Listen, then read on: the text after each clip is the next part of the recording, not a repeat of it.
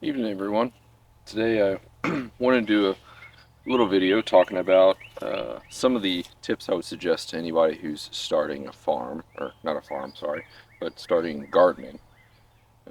Overall, I've been doing gardening, whether it's here at the ranch or back at our house in some raised bed gardens or in buckets, pots, fabric pots, whatever it may be, for about 3 years now. I've grown all sorts of things: rosemary, tomatoes, figs, tons of things. I'll probably put up some photos and videos of that. Just a little showing of what I've grown. But I've learned a lot through those past 3 years. A lot of it came pretty easily, thankfully, because I like to do a lot of research, but I also like to experiment. So I wanted to talk about three things that I definitely would talk to or tell anybody if they started gardening today that they probably should focus on the most. Now, there's obviously a ton more, and it obviously depends on your area. If you're in freaking Seattle, where it rains every single day, it's going to be a little bit different than here in Texas. But one of the main things that we'll be focusing on are just three ideas slash tips that you should really focus on when you start gardening. So we'll start with number one and go from there. All right. So number one thing that I would talk about is watering, and more importantly, not overwatering. I think a lot of people really worry about how much a plant needs, and they think that the plant usually needs way more water than it actually does, especially plants that are in ground like this one. Now, if you do have things that are in pots, especially fabric pots, you've got to be more cautious when it comes to not giving them water. That's why I suggest everybody sets up a automated irrigation system, especially when you're starting out. It's really handy and it's pretty cheap, to be honest. You can buy the tube and the actual irrigation setup for less than 50 bucks for several pots that will work perfectly great, and that way you can sort of adjust and schedule as you need. It's also great if you go to town. But having that irrigation set up helps out a ton because you're going to know how much that those pots, those plants are all getting each and every single time, and you'll be able to tell how they respond. Now, if they're being overwatered, you can tell pretty easily because the leaves will turn yellow, and not just little its and bits. The whole leaf will turn yellow. I'll try and get a photo of that example. But stuff like this, especially on banana leaves, you don't have to worry about so much. This isn't the yellowing. This just means that it's been burnt. That happened more recently just because out of nowhere we went from having 80-degree days to 100 degrees here. So usually what you'll see on leaves where they're getting overwatered, they'll start to wilt even though you've been watering them a ton. And they actually will start turning yellow. The whole leaf will turn yellow instead of where it's just turning yellow here and then burning on the ends. That's more just probably lack of water, or like I said, it got up to 100 degrees within a day or two. So that's one of the things I would definitely focus on, is not overwatering so much as underwatering your plants. One thing, especially when they're in pots, that you can sort of learn and gauge how much water they need. One, Google it. It's pretty easy to figure that out. But also, wake up, or when you go to water your plants in the morning, if they're drooping in the morning, then they probably need water.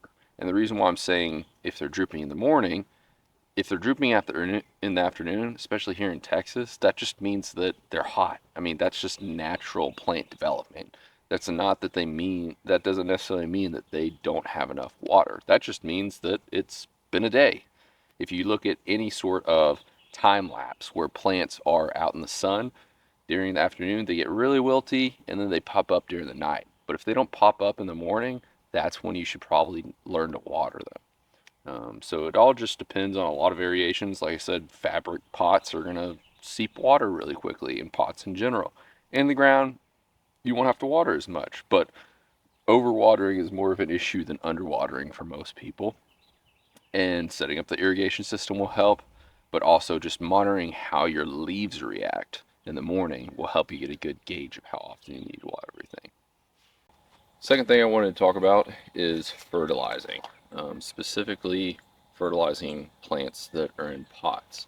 Your pots do not have the same bacteria in the soil that plants that are in the soil have, and so they don't have as much access to things that are already in the ground. So when it comes to fertilizing plants that are in pots, you're going to need to fertilize them a lot more often. Depending on what you use and the plant, you may have to use it every 4 to 6 weeks. You may have to use it every 6 months. It all depends. What I have found that works for me is I use an organic slow release fertilizer. It's called Coop Grow. And I put that on my plants every 4 to 6 weeks. I just use the direction on the back, but especially in the pots, I give them something that is soluble to begin with, like FloraGrow. And the reason why I use FloraGrow is because I also do hydroponics, but something that's going to give them nutrition right away, and it's probably a little bit higher dosage. In the ground, you're going to give them a little bit more, but it's going to be less frequently. Things like the figs that we have, I'm only going to do them whenever they start coming out of dormancy, which is early spring. Usually for us, it's right at the beginning of March after the last February freeze. I'm going to do in spring, middle of summer, and then at the end of summer, I'll sort of cut back on how much I'm giving them. And I'm going to continue that with all of these trees also because it works really well for the figs. And that's what we'll continue to do for everything because they seem to be reacting pretty well. But you have to learn as you go. I highly suggest you just sort of figure out how your plants do. Organic fertilizer, it's really hard to burn your plants. I'm not going to say that you can't, but it's difficult. But that's why I go that route, is because I'm still very much learning how to fertilize these plants. And if I over fertilize them with synthetic, since it's so potent, and I'm not saying synthetic's bad, you can use synthetic. Just make sure you're using the right form of synthetic, that it will burn these plants very, very quickly. It's a little bit more forgiving when I'm able to use organic fertilizer that's a little less potent. So that's definitely the second tip that I would focus on, because I didn't do that for the first year and a half of having a lot of my plants, and I didn't know why mint didn't smell as good, wasn't as potent. Things like that you'll notice pretty quickly if you don't give them nutrition. Not only that, but your plants will die, or they'll start to lose some vigor overall. So definitely focus on fertilizing just so you can start to learn it. You may kill a plant or two by over fertilizing, but you'll learn over time what needs to happen. So yeah, definitely start fertilizing just to figure out what you need to do. My last suggestion is going to be experiment. Experiment, experiment, experiment. What I really like about gardening and growing things in general is that I get to test a ton. And I don't just mean stuff that's in the ground, amount of water, amount of fertilizer. You can really go deep down. Like, there's some crazy fig people that know exactly how much their water needs down to the perfect fertilizer solution. Then they can form it off in this weird direction to where just one branch is sideways, but it's producing a ton. There's tons of ways to learn how to make things more efficient, but also just have more fun with it. I've started this whole gardening process by doing hydroponics in my freaking closet in our office, and I just did whatever first hydroponic thing that came to my mind, or came to my mind on the when I searched it on the internet, and that was these two twin towers that pumped water up and then let it flow down. Wasn't the most efficient? No, it was not by any means. I put in stuff that should not be in a hydroponic tower setup. I had I had peppers, and then I had watermelons and squash at the bottom. My basil did really well, and so I learned over time what should be better. But especially with hydroponics, there's thousands of different ways that you do it. Now I grow usually hydroponic basil and dill just because that's what I've found is really easy for my space. But when you start expanding to um gardening in pots and in the ground especially, you can take it even further and do just a ton more, and it's not going to hurt you to continue to learn. And I mean, I've done thousands of hours of research over the past 3 years, not actually thousands of hours, a lot of research into hydroponics, into in ground, into potting. Take your time, learn. It's no rush.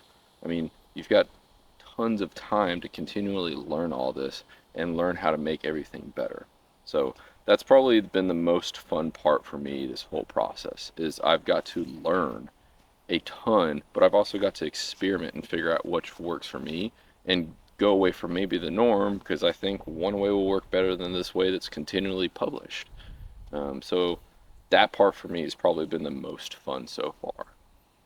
But yeah, that's the third tip that I have for y'all is just try anything and everything. You may not know, but all of a sudden this random guy that you found on YouTube is doing some random variation that you've never heard of, never seen of before, has 800 views, maybe even less than that, and it works perfectly for you. So experiment, test everything, and yeah, you'll have a ton of fun. But overall, those are my three tips for if I was going to suggest a new gardener, what they should focus on. Once again, watering, specifically overwatering. Set up your systems to where you have something automatic going. You can trace it. You can check all of it, see how it all works, go from there. Fertilize, start that sooner than later, just because you'll get to learn. And when you're starting out, you don't have as much to worry about. Because if one of your plants dies, oh well, that's 10 to 20 bucks. But when you have a massive area like this orchard, it's now cost thousands of dollars to do the stuff that's at our house, the stuff that's here, stuff that's in hydroponics over the past 3 years. I don't want to be spending tons of money to restart. So it's good that I started learning about fertilizer earlier. And the third one is just experiment. Just have fun with it. There's so many different things you can do. It's insane. But yeah, overall, just have fun with all of it. And if you guys have any questions, let me know. Thanks. Y'all have a good one.